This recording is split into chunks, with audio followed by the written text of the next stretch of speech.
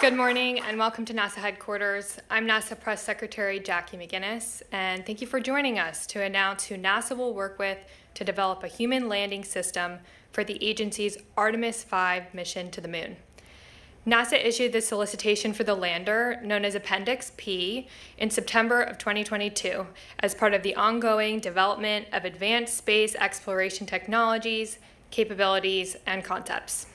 We're joined today by NASA Administrator Bill Nelson, Jim Free, Associate Administrator for the Exploration Systems Development Mission Directorate, Lisa Watson-Morgan, Program Manager for NASA's Human Landing System, and we'll also hear from a company representative before answering your questions. But first, I'll hand it over to Administrator Nelson.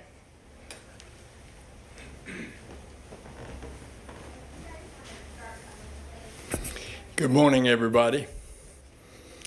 Just over 2 years ago, NASA announced that SpaceX would build a human landing system to deliver the first astronauts to the lunar surface. It's been a half century since we were there. We held a robust competition for the first landing, and SpaceX is making good progress. We have big goals for our Artemis program. About a mission a year to the lunar surface for stays for our astronauts up to 30 days. And today's announcement is about maintaining that cadence. It's about maintaining our excellence as the world's top space program and to maintain that for generations to come.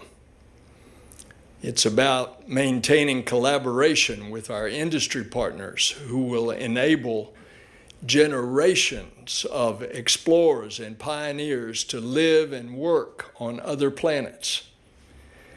So we're here today to make an exciting announcement about a second lander award. An additional different lander will help ensure that we have the hardware necessary for a series of landings to carry out the science and technology development on the surface of the moon, and that what we do on the surface of the moon is in preparation for us to go to Mars. I've said it before, we want more competition. We want 2 landers, and that's better, and it means that you have reliability, you have backups. It benefits NASA, it benefits the American people. These are public-private partnerships. It's the new way that we go to the moon. It helps NASA share the risk, the technical risk, and the financial risk, the cost, to enable, at the end of the day, mission success.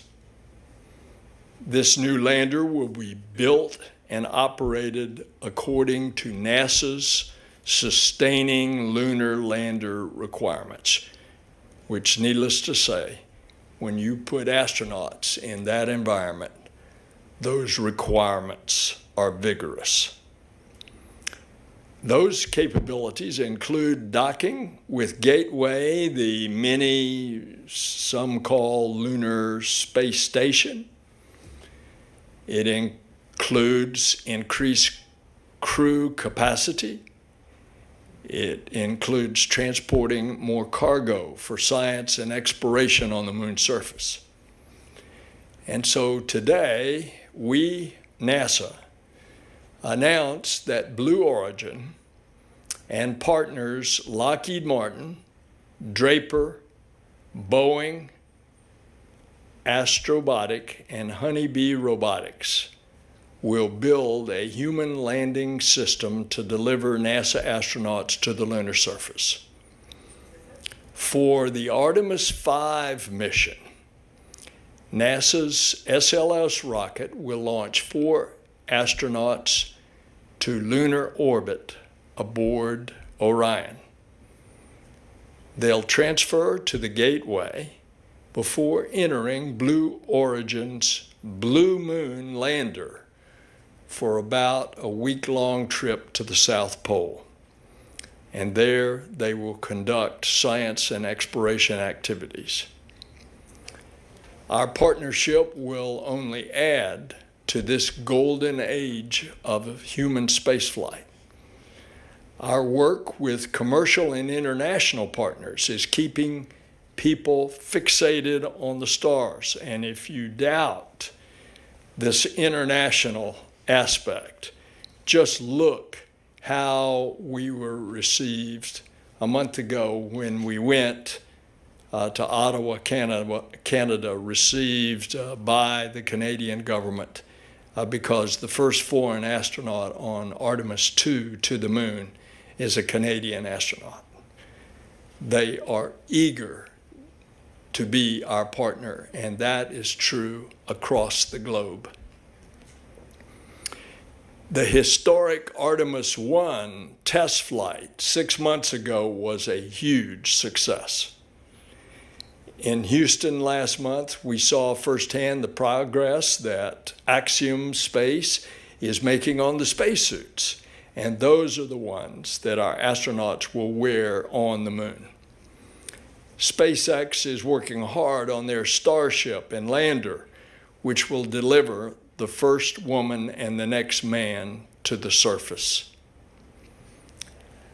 I've asked, and I still ask Jim Free every day how we are doing on the schedule for Artemis 2, and he assures me that we are on track for the fall of 2024. And with today's announcement, we are making an additional investment in the infrastructure that will pave the way to land the first humans on Mars. It's an incredible moment in spaceflight history. It's been 61 years since President Kennedy's words reverberated through Rice Stadium and made their way into the history books. Now, we know the first part. Quote, "We go to the moon in this decade and do other things, not because they are easy, but because they are hard." But he continued, "Because that goal will serve to organize and measure the best of our energies and skills, because that challenge is one that we are willing to accept, one we are unwilling to postpone, and one in which we intend to win." Our shared ambitions now are no less lofty than when President Kennedy dared a generation of dreamers to journey to the moon.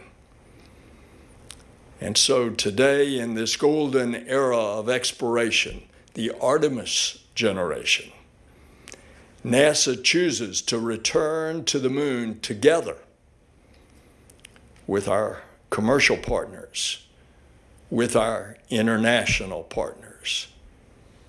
And together, our work will pave the way for astronauts to one day venture to Mars. Jackie?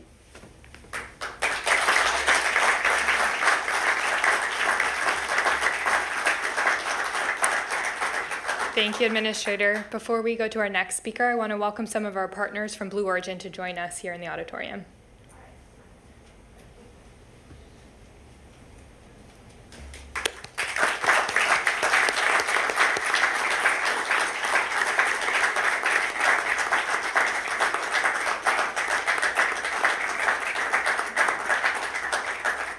And next we'll hear from Jim Free.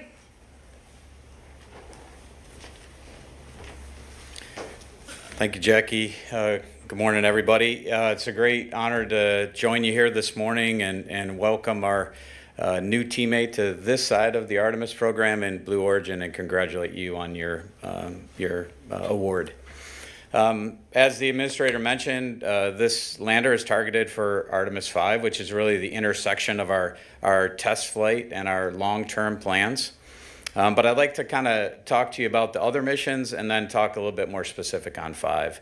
So the administrator talked about Artemis 1, an incredible, flawless mission. I think we've used a lot of superlatives around it, and all of them well-earned. And the data that we have from that mission is informing our next one, which the crew being here in DC the past 2 days, I've only heard the stories of them. I haven't seen them, but the stories certainly have gotten around about an incredible crew that will fly in Artemis 2, test out our ECLIS systems, fly around the moon, and really give us that confidence to fly crews on every mission thereafter. As the administrator also mentioned, Artemis 3 will have the SpaceX lander on it and the Axiom suits. Critical developments for us returning humans to the moon, where we'll have those humans to explore that history that is the South Pole, 4.5 billion years of solar system history right there on the moon. And we use the crew's decision-making skills and dexterity to really get samples to bring back for our science mission directorate partners to use and explore further. And I always told Thomas Zurbuchen, he opened that last sample last year of the Apollo program, I think to challenge us to get back there sooner. So the gauntlet has been laid down. On Artemis 4, that really critical test flight where we bring on the exploration upper stage, our co-manifested payload capability where I have our international partner, the European Space Agency and JAXA with the IHAB module, continuing to build our capability where we'll go to Gateway for the first time and use Gateway and the SpaceX lander built to the sustainable lander requirements to go down to the surface and bring the crew safely back home. And then finally, Artemis 5, which we're talking about the lander for today, where we'll really get to that yearly cadence of missions. That's our goal, is to be at that yearly cadence with Artemis 5. We'll take up the Esprit module in the co-manifested payload space with the crew. And that's, again, provided by the European Space Agency, so our international partners continue to grow there. We'll have the crew transfer from Orion to Gateway and then into the Blue Origin lander and go down to the surface. This lander, much like the SpaceX second lander, will have those sustainable lander requirements to allow our crews eventually to stay up to 30 days as we build up the infrastructure, which is all based on our Moon to Mars objectives long term. Our objectives we're trying to prove out at the moon to go on to Mars, and around which we built our recently released architecture. So I'd like to take a minute just to thank the NASA team that worked on this procurement for the past year plus. It's an incredible, daunting job. It's a lot of work, and I'd like to personally thank the folks from across the agency, led by the folks at Marshall, but folks across the agency that supported that. So I would like to thank our NASA team. With that, congratulations again to our Blue Origin partner that joins us on this side of the Artemis program. You know, for me, being part of the Artemis team is a great honor, but it comes with great responsibility. I hope that you share that honor today, and I look forward to you sharing that responsibility in the future. With that, let me turn it back over to Jackie.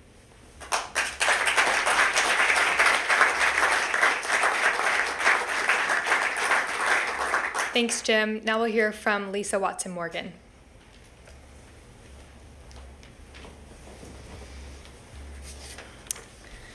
So thank you, Jim, and thank you, Administrator Nelson. It really is just the culmination of so many months. It's so exciting to be here. So much work, with all of our cross-program entities with Orion and SLS and the ground system at KSC, Gateway, suits. It's really a pleasure to be here and to really see us take this next step. So today's announcement, it is an important and exciting next step for the Human Landing System program. And now we will have 2 providers, and providing that competition that the administrator talked about earlier.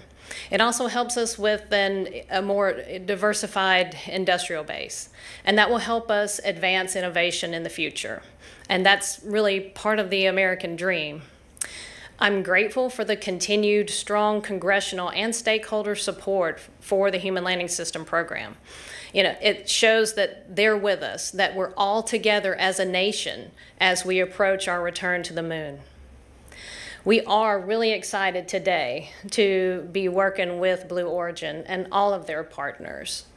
We definitely have confidence in them and their approach. They have a very exciting architecture with a reusable Blue Origin lander and a Lockheed Martin Cislunar transporter, as well as lots of other contributions from their other partners.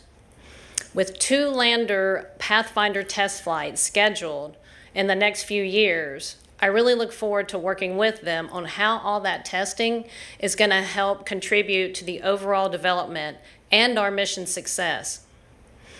And our teams will soon perform a kickoff where we get together, we get to dig in deeper to all the details and the plan, and that will get us started on the execution of the Artemis 5 mission. And that's what we're all about. We're definitely about execution and getting started. Now, I also want to say the lander system and the programs, Artemis, and all of the efforts on Moon to Mars. What we are trying to do is build on the lessons of the past. And I do want to take a moment to say earlier this week at the Johnson Space Center, I was able to meet with Charlie Duke, a former Apollo astronaut. And we heard from his lips what it is like, the hurdles we have to overcome, some of the things maybe we didn't think through, and how all that will affect our implementation. And I'm telling you, that was such a gift. And with that knowledge and the experience base that we gained from listening to him and to others, we're building a stronger future that will help us be successful on the South Pole and in our sustaining efforts. So with that, I just want to say thank you, and I'm really excited to get started.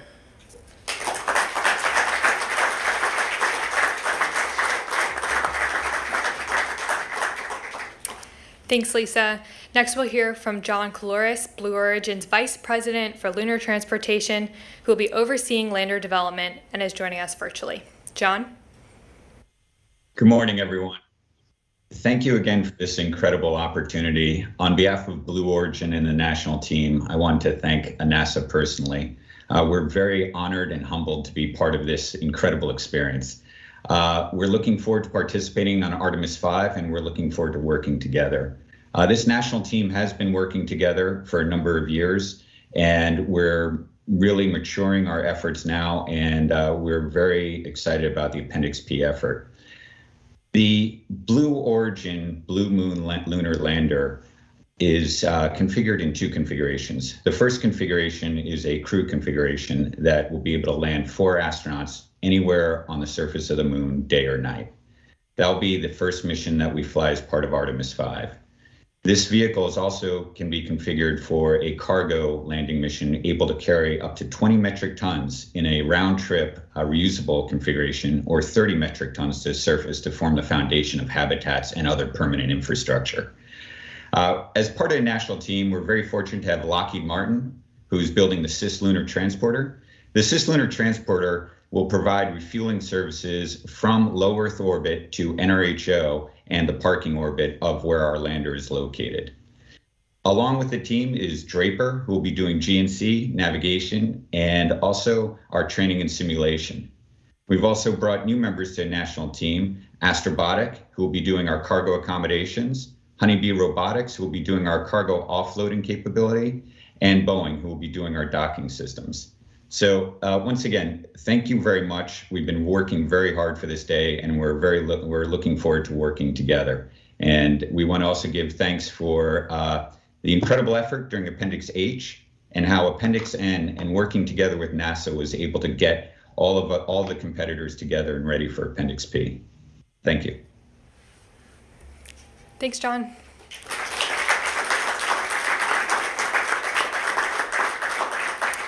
So now it's time to answer your questions. We'll take both questions over the phones and here in the room. If you'd like to ask a question on the phone, just a reminder to please press *1 to get into the queue.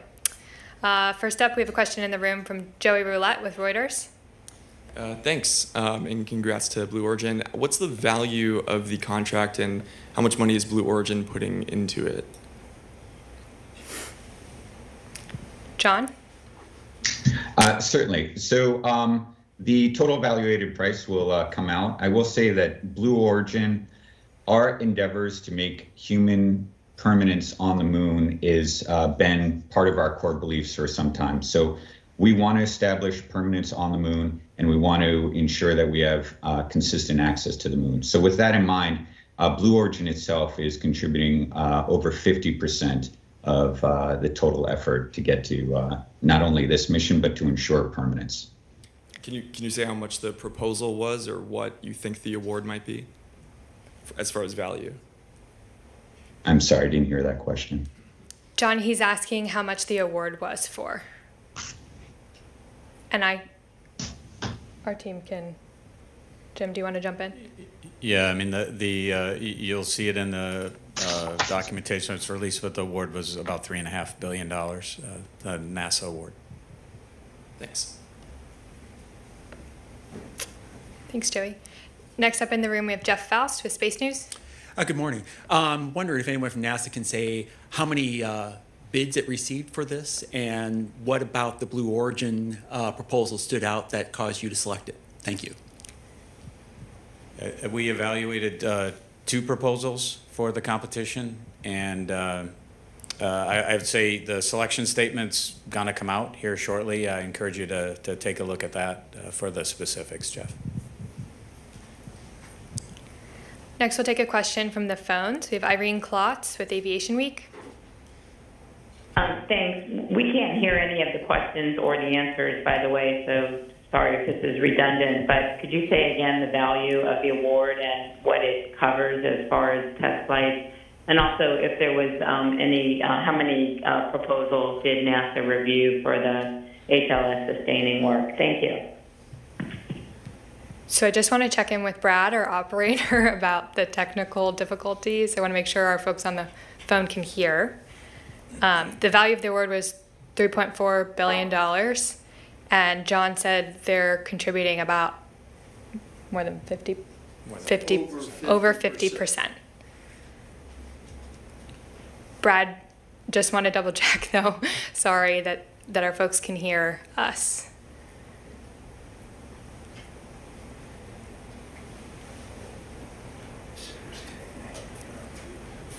Okay. Next, we'll take a question from the room. Michael Sheets with CNBC. Thank you very much. I believe this question is best for NASA. Still on the contract value, I want to make sure I understand correctly, because previously Blue Origin had said that they would be willing to fund up to $3 billion themselves. So am I understanding correctly that this is effectively a $6 billion combined development effort? And secondarily, is the Artemis 5 mission still planned for 2029? Thank you. So, Yeah, so it is. We're still planning Artemis 5 for 2029, and the award was just over 3.4 billion, and I think it's Blue Origin's. They've given you the 50% number. They can be more specific on the total dollar value amount. John, can you care to comment on that? Yeah, hey Mike. So that's correct. Blue Origin is contributing well north of $3.4 billion as part of this effort. Thank you very much. thanks. We'll take our next question from the phones. Eric Berger with Ars Technica. Yeah, hi. Thank you very much for doing this, and congratulations on such a big day. I guess my question is about NASA's budget priorities. You know, we saw a great flight of the SLS rocket late last year, and so that's getting to be flight proven. And now kind of a long pull on these lunar landings is the actual landers, and it seems like your budget for lunar landers is about the same as the rocket over the next 5 years. And so I'm just wondering, you know, Administrator or Mr. Free, you know, do these budget priorities really reflect the urgency necessary in sort of getting to the lunar surface? Because, you know, the rocket's there, and then the lunar landers are still have a long way to go. Thank you. You have a handheld. Both the Congress and the Office of Management and Budget have been very generous with us in making sure that we have the landers and that we have 2 landers. That has not been an easy task, but I want to give the shout out to both of them. They recognize that that's what is needed. Now, if I understand your question, is that provided in our budget? The answer is yes. And I think the announcement here today, where the successful bidder is putting in over 50% more skin in the game than what the NASA contract, fixed price contract is quite significant. And it underscores the fact that this public-private partnership, that we go back to the moon, is in fact working. It's worked in the first instance, as I said at the outset of my remarks, with SpaceX. And they likewise put in a lot of skin in the game. And that mission for the first lander is proceeding on schedule. And likewise, in the announcement of this award today, you're seeing a similar situation that would clearly indicate the wisdom of this public-private partnership. Thank you. Take our next question from here in the room. Thank you. I'm Rokuda for Japanese National Newspaper Asahi Shimbun. I was wondering if you could provide the test schedule for Blue Moon. When and how do you plan to test it? Thank you. You got to interpret the question. For John, would you mind elaborating on the testing schedule for the lander? Sure. Thanks for the question. So working backwards, if you will, before the first crew landing occurs, we will be landing a exact copy of that lander prior to that, 1 year prior. So we'll be testing out full lander systems and the full architecture prior to any astronauts entering the vehicle. And that will be roughly 1 year prior. Before that, we have a number of test launches and landings that we'll be releasing here soon. But as Lisa made reference, we do have our Blue Moon Mark 1 landers that we are currently posting flight hardware for. You may have seen it on social media, and the team's very excited about working those to prove technologies for these future landers before crew members even step inside. Thanks, John. We'll take our next question from the phones. We have Alicia Sowers from Mashable. Hi, thank you. This is a question for Mr. Kalors. Hopefully I will be able to hear his answer. There have been 3 straight landing failures with the Beret Sheet and the Chandrian and now iSpace missions. All previous private landers that I'm aware of have failed, and that's not a great track record. So what makes you confident that you can achieve this, especially when there are humans involved? Thank you. Yes, thanks for the question. Can you hear me okay? We can hear you. Yes, I can hear you now. Thank you. Oh, great. Okay. So as I made reference to, we will be actually landing a number of vehicles prior to crew actually landing on the moon utilizing our vehicles. So not only will we be testing the technologies in the lunar environment to ensure safety, but then those will migrate into these landers.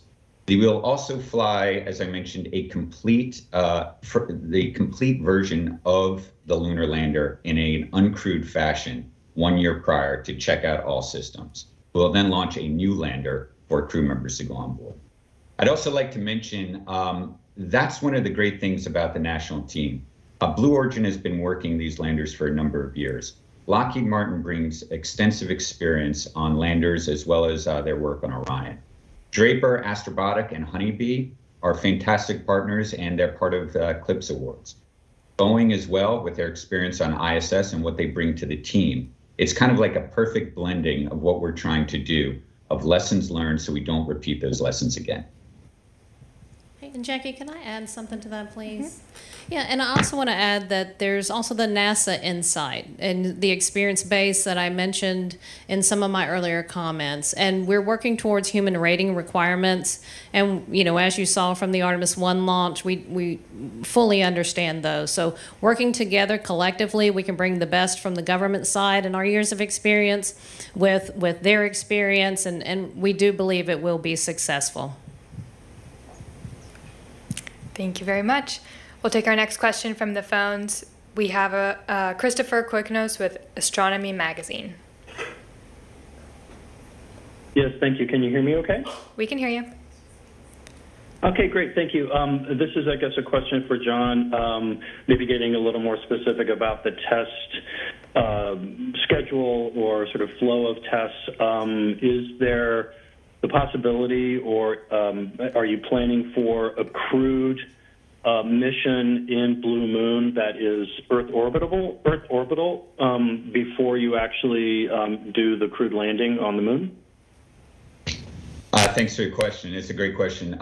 The first time that crew members will enter the lander will be when it's docked to Gateway. The crew members will go to Gateway via Orion and then transfer to a lander for operations between NRHO and the lunar surface, and then back to Gateway. Okay, thank you. So, so that will actually be the Artemis 5 mission. Will be the first time crew are in it. That's correct. That's correct. And we have, as we mentioned, all these demonstration missions prior to that, leading up to that mission. Great. Thanks. Thank you very much. Thank you. Certainly. Thank you both. Our next question on the phone is from Micah Maidenberg with Wall Street Journal. Hi there. Hey, John. Sorry if I missed this earlier, just with some of the technical issues, but how will Blue and its partners get, its landers out to the moon for the test missions and later to Gateway for Artemis 5? Thanks. Certainly. So we utilize our New Glenn launch vehicle for all of our components, both the lander to go to NRHO, as well as the cislunar transporter, and then follow-on refueling flights. Thank you both. Our next question on the phones is from Alan Boyle with GeekWire. Thank you. I had a couple of questions maybe to fill in some of the gaps in my understanding. I think it was mentioned that there would be a couple of Pathfinder flights, and so there's the one that happens a year before the crewed flight. And I think previously Blue Origin had talked about how this was perhaps going to land in the vicinity of where the crewed landing might take place, and it might be possible to send some cargo that could be used during the crewed mission. So that's one issue that I wanted to find out, is whether that was still the plan. And then are there other Pathfinder flights that would be flown before that uncrewed lunar landing, or are you referring perhaps to a SpaceX Pathfinder flight, for example? Thank you.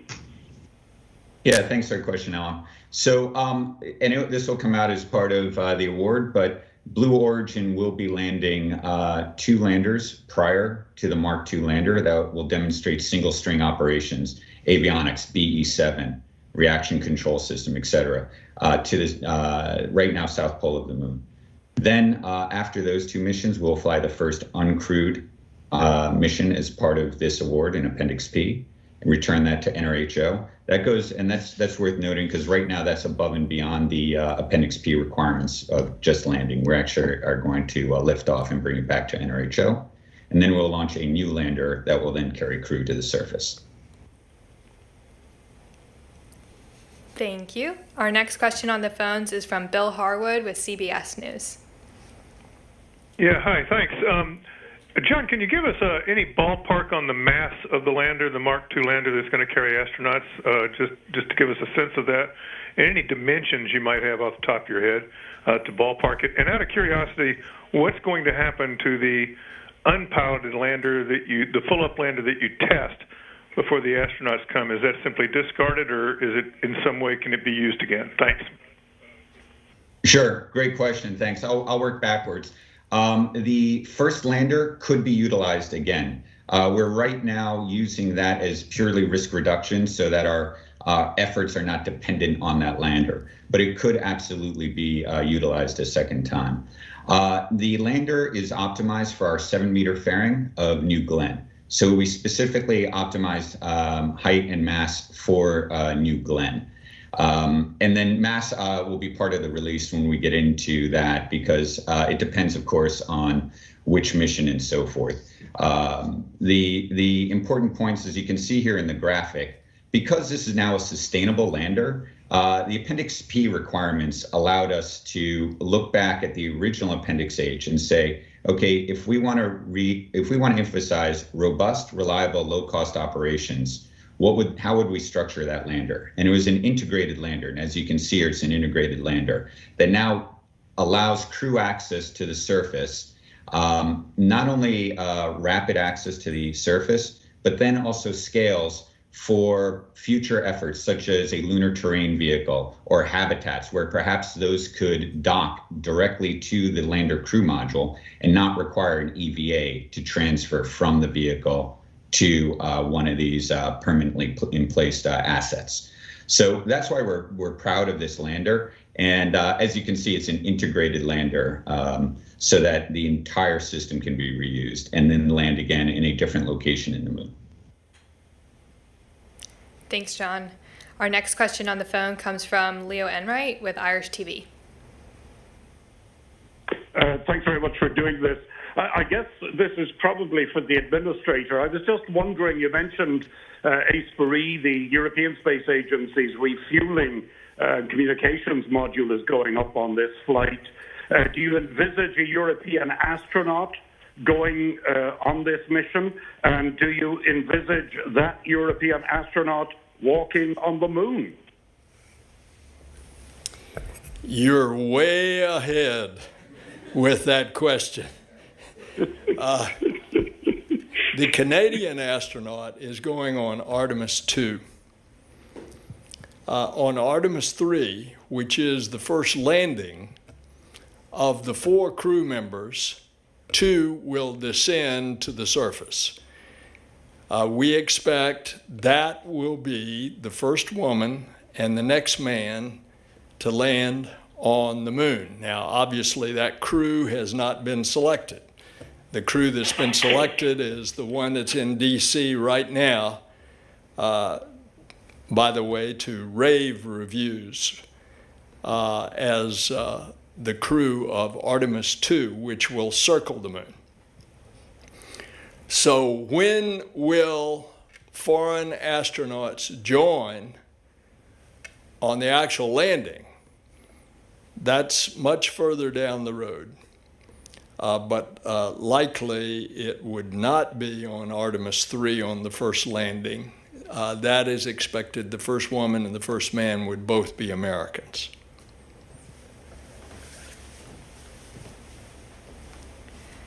Thank you. Our next question on the phones is from David Denault with About Space Today. Good morning. My question deals with the gateway, and to help people understand this, and John, I think you made that kind of clear on your lander, that these could be reusable, unlike the LEM, which would separate and leave a portion on the ground. So the question here is, how do you get, are you going to use your Glenn rocket to get these landers to Gateway on a regular basis? So people understand that if it could be reusable, how do we refuel, for example? And what are the differences between the SpaceX lander and Blue Horizon? Sure, that's again another excellent question. So first of all, the landers are designed to remain in NRHO, so to remain in a similar orbit to Gateway. So they're not going back and forth from LEO, so they just require refueling. That's what the Cislunar Transporter from Lockheed Martin provides. So in low Earth orbit, we refuel that vehicle from New Glenn. Once that's refueled, it transits to NRHO, and it docks and refuels the Blue Moon lunar lander. Once refueling's complete, it can actually stay docked and provide services to the lander for quite some time.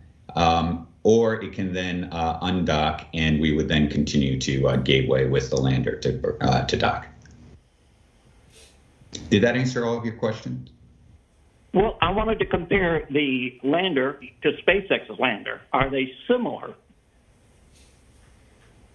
I'm actually uncertain about the complete CONOP on SpaceX, but I will say that ours refuels, and again, the payload is a different payload capacity, but ours refuels in our cislunar transporter refuels in LEO and then goes to NRHO to refuel the lander. But the lander does stay in the lunar environment. It does not transit back and forth.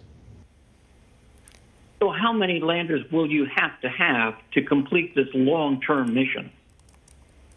One lander is capable of multiple years and multiple missions. In fact, we worked that expressly for this proposal to provide large margins above the NASA requirements, as well as be able to perform multiple missions. Thanks, John. We'll take our next question from here in the room, Joey Roulette with Reuters. Thanks, Jackie. A question for John. Blue Origin really fought hard to get to this point. How does it feel being here, and how would you kind of characterize the journey in the past few years to get this contract? Thanks.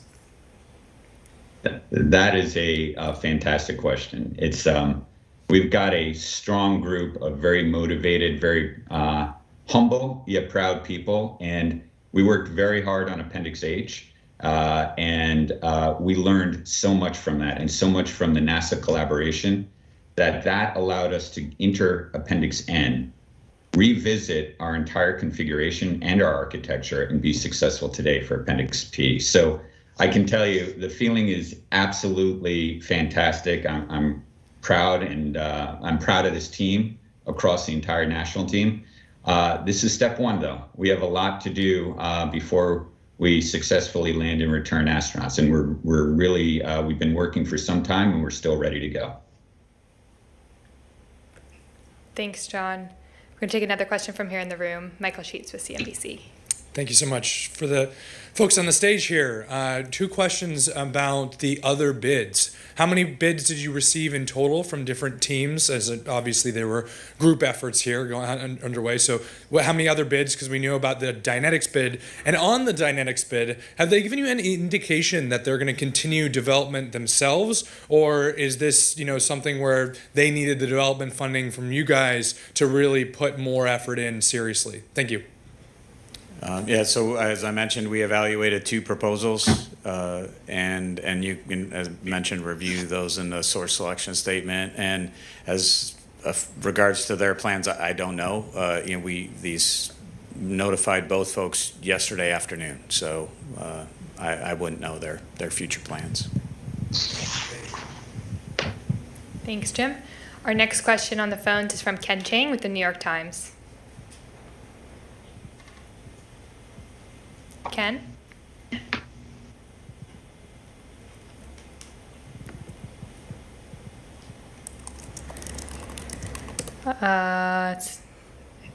Ken, can you hear us?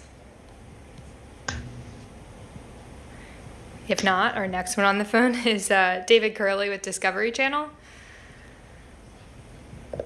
Unless we lost the phones.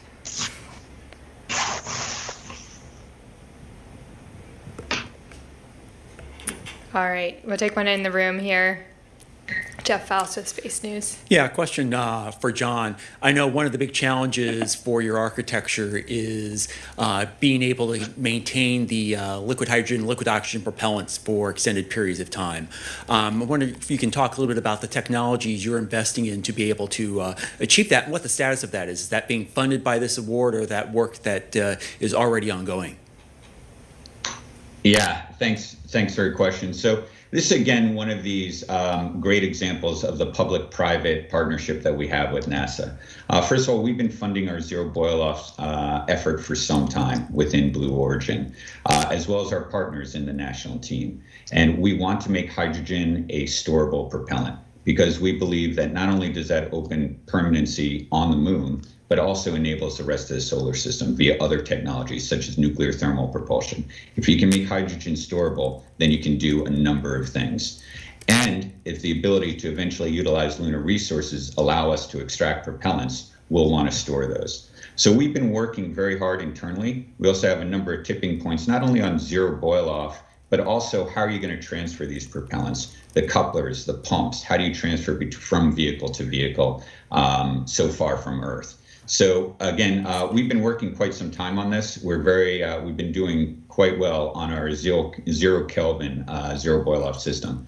Our 20 Kelvin zero boil off system. But I just want to reiterate the partnership with NASA has been critically important in order to get that as far as it has so far. Okay. Our next question, we're going to try the phones again, is from Ken Chang with the New York Times. Ken, can you hear us? I can hear you. Can you hear me? We can hear you. Hello? Yep. Great. So the two questions for John Colores. One, is the name of the lander officially Blue Moon? And two, do you have plans for any commercial non-NASA missions using the system? Yes, thanks for your question. So it is the Blue Moon Lunar Lander.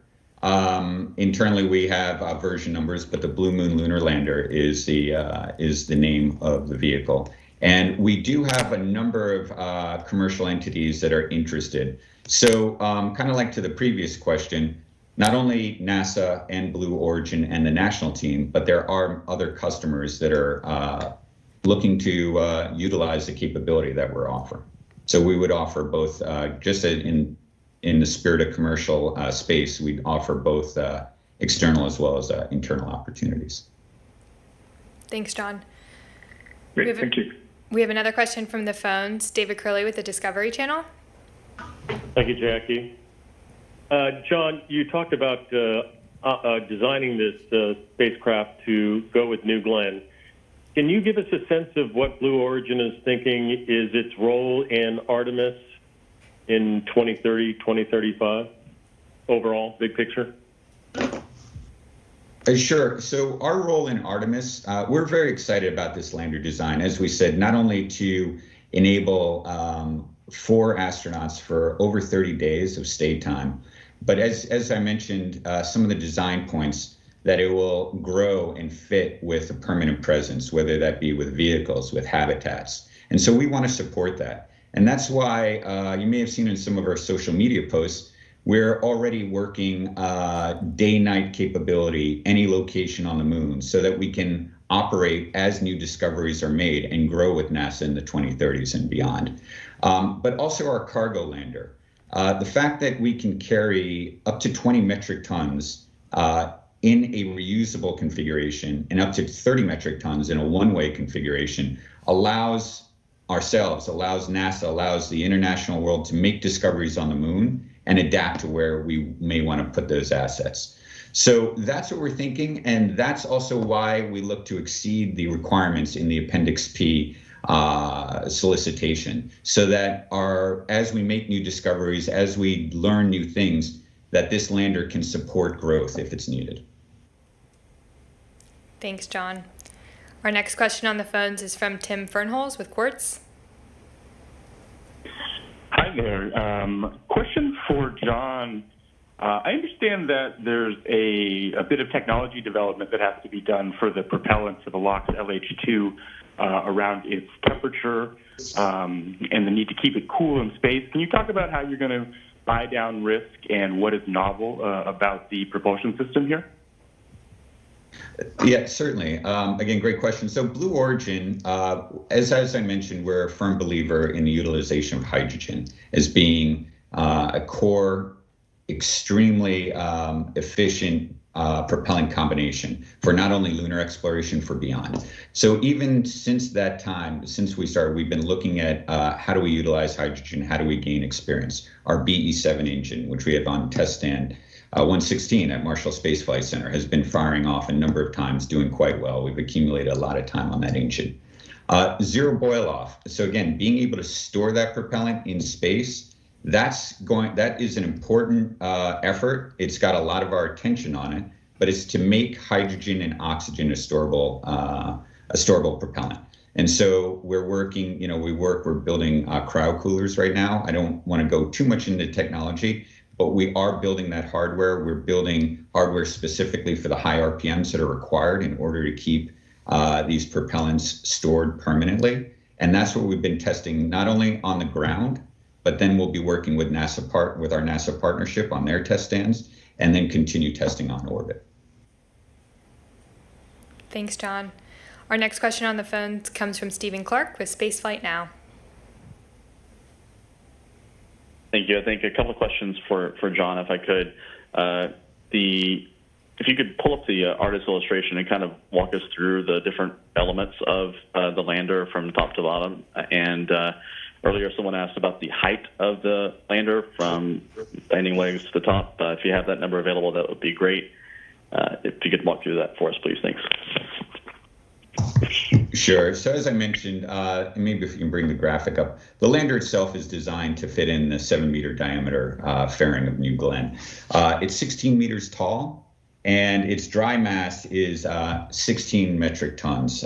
With propellant, we're north of 45 metric tons. Going from the top down, it's a little cut off, but on the upper deck are high gain antennas. We actually exceed NASA requirements for high gain communications coverage to not only to Earth, but via relay services.